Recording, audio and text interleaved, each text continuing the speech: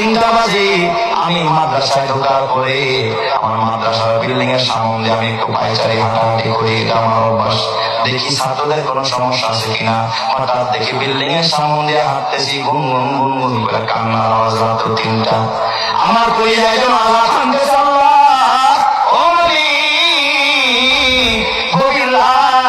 মানুষ ঘুমায়, পশু পাখিরা ঘুমায়, এই রাতে আবার কে কাঁদে? হাঁটতে হাঁটতে যখন মসজিদের দিকে আগাইলাম, দেখি মসজিদের সিগারেট দিয়া সামনে থেকে কান্নার আওয়াজ আসতেছে। বারান্দায় গিয়া মোবাইলে আলো জ্বালাইয়া যখন আলো মারলাম, তাকা দেখি মসজিদের ভিতরে আমার মাদ্রাসার 2টা এতিম বাচ্চা, ওরা বিনয়া বিনয়া মোনাজাত দিয়া কাঁদতেছে। আমার মনটা অনেক খারাপ হয়ে গেল। আরে মানি, একটার বয়স 10 বছর, আরেকটার বয়স 7 কি 8 বছরের বাচ্চা হাতের বেলায় কাঁদতেছে, তাহাজ্জুদের নামাজ পড়া। মনে চাইলো ভিতরে ঢুকে একটু আদর করি, কিন্তু চিন্তা করলাম হায় আমি ঢুকলে আর কাঁদবে না, আমারটা নষ্ট হয়ে যাবে। আমি আর ভিতরে ঢুকলাম না, উপরে চলে গেলাম আমার রুমে, হুজরাখানায়। ফজরের আযান হলো, মসজিদে আসলাম। আমি কাঁটা দিয়ে হাঁটতেছি আর তালাশ করতেছি, দেখি ওই বাচ্চা 2টা কোথায়।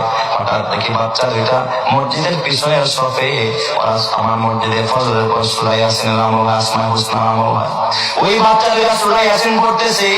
আমি একটা ছেলের মাথায় হাত দিয়ে বললাম, বাজার দোয়া শেষ হলে তোমরা 2জন আমার রুমে আসবা, তোমাদের সাথে আমার পার্সোনাল কিছু কথা আছে।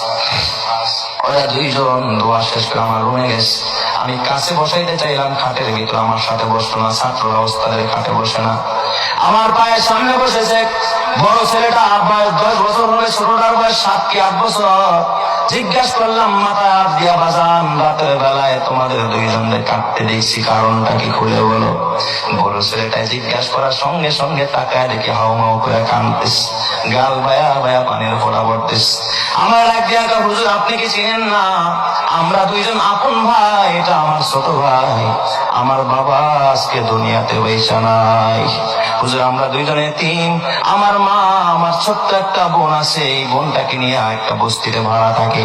হুজুর মানুষের বাড়িতে গুয়ার কাজ করে, এটা দিয়ে আমাদের সংসার চালায় আর আমাদের পড়াশোনা হয়। হুজুর শোনেন, আমার ভাইকে চিকুনগুনিয়া জ্বর, আজ থেকে 4-5 বছর আগে সর্বত্র চিকুনগুনিয়ার ছড়াছড়ি। হুজুর আমার ভাইটা বোর্ডিং এর খাবার, এত নরমাল খাবার আমার ভাইটা কোনোদিন 1 লোকমা, কোনোদিন আধা লোকমা, কোনোদিন একটু ডাইলের পানি চুমুক দিয়া খায়। জ্বরের মানুষ 7 বছরের বাচ্চারে মা বাবারা নুডলস রান্না করে খাওয়ায়, হরলিক্স খাওয়ায়, গরম পানিতে গোসল করায়, মা নিজে খাওয়ায় দেয়। ওই বাচ্চা মা বাবা সারা বাচ্চা। ও হুজুর, গতকালকের ঘটনা, আমার ভাইটা 1 লোকমা খানা খায় না। বিকেল বেলা দেখে আমার ভাইটা হেলে দুলে পড়ে যায়।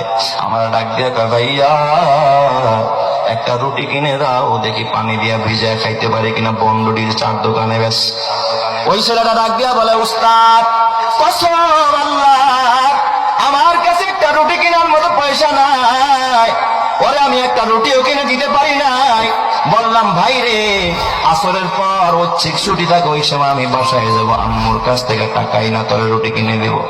আমি আসরের নামাজ পড়ে দৌড়াদৌড়ি কইরা বাসায় গেলাম। ওই বস্তির ভিতরে যায় দেখি আমার মা ঘরে পড়া, আমার ছোট্ট বোনটা মায়ের পাশে কাঁদতেছে। ডাক দিয়া বললাম, মা কিছু টাকা দিবানি, ওর তো অসুস্থ, ওর একটা রুটি কিনে দিতে হবে। আমার মা আমার ডাক দিয়া কয়, বাবা আজকে 4-5 দিন হয় আমি অসুস্থ, কাজে যাইতে পারি না, ঘরে খাবার নাই, বাড়িওয়ালায় ভাড়া চায়, ভাড়া না দিতে পারলে ঘর থেকে বের করে দিবে, আমি কেমনে টাকা দিব? হুজুর আমার মা আমার টাকা দিতে পারে না। আমি যখন খালি মাদ্রাসায়, আমার ভাইটার গোটা বিকাল কান্দে কান্দে বাড়ি ভিজা ফেলছে। হুজুর আমাদের দেখার কেউ নাই, আমার বাবা যদি বেঁচে থাকতো, আমার বাবা আমাদের পাশে এসে দাঁড়াইতো, আমাদের খোঁজ খবর নিত। এই কথা শুনে বাবা চোখের পানি রাখতে পারি না। আমার বাজান পকেটের মধ্যে অনেকগুলো টাকা ছিল, প্রায় 25,000 টাকার মতো। মাহফিল করে আসছি রাতের বেলায়, বের করে দিলাম, নে বাবা যা লাগে তুই সব নিয়ে যা। ওরা 2টা ভাই আমার পার মধ্যে জড়ায়, হুজুর টাকা লাগবে না, দোয়া করেন। আমি জোর করে 3,000 টাকা বের করে বললাম, 2,000 টাকা 2 ভাই নিবি, আর 1,000 টাকা তোর মাকে দিবি। ও আমার বাবা, তাইলে আর কত অসহায়, আল্লাহর কাছে কান্দে। কয় হুজুর রাতের বেলায় আমার সব ছাত্র ভাইরা ঘুমায়, আমার তো আর ঘুম হয় না। ছোট ভাই তারা বললাম, ভাই রে আমাদের দেখার কেউ নাই, যিনি এতিম বানাইছে তার কাছে যাই, চলো মসজিদে গিয়া বলি। তাই আল্লাহর কাছে একটু কান্দা কান্দা বললাম, ও আমার বাজার, ওদের প্রতি খেয়াল রাখ। আল্লাহ নবী কয়, আনা ওয়া কাফিলুল ইয়াতীমি কাহাতাইনি ফিল জান্নাহ। আল্লাহর নবীকে আমি মুহাম্মদ এতিম ছিলাম, যারা এতিমকে লালন পালন করবে, এতিমের জন্য ঘর বানাবি, খাবারের ব্যবস্থা করবি, আমি মুহাম্মদ ওয়াদা দিলাম 2 আঙ্গুল যেমন পাশাপাশি, যারা এতিমের লালন পালন করে আমি মুহাম্মদ তারে নিয়ে একই সাথে এইভাবে পাশাপাশি একই জান্নাতের ভিতরে থাকবো। সুবহানাল্লাহ। আল্লাহর নবীকে আনা ওয়া কাফিলুল ইয়াতীমি কাহাতাইনি ফিল জান্নাহ। ও আমার বাজার, ও অত্র এলাকার ও ধনী মানুষেরা, ও ভাড়াটিয়া ভাইয়েরা, ও ব্যবসায়ীরা, তোমার হাতে পায়ে ধরা বলি, যে এই সন্তানের জন্য এত স্বপ্ন, হতে পারে সন্তানের কারণে তোমাকে জাহান্নামে জ্বলতে হইতে পারে। আর এই যে মাদ্রাসার একজন এতিমকে খুশি করবে, এতিমের খাবারের ব্যবস্থা করবা, বিনিময়ে আমার রব্বুল আলামিন তোমাকে জান্নাত দান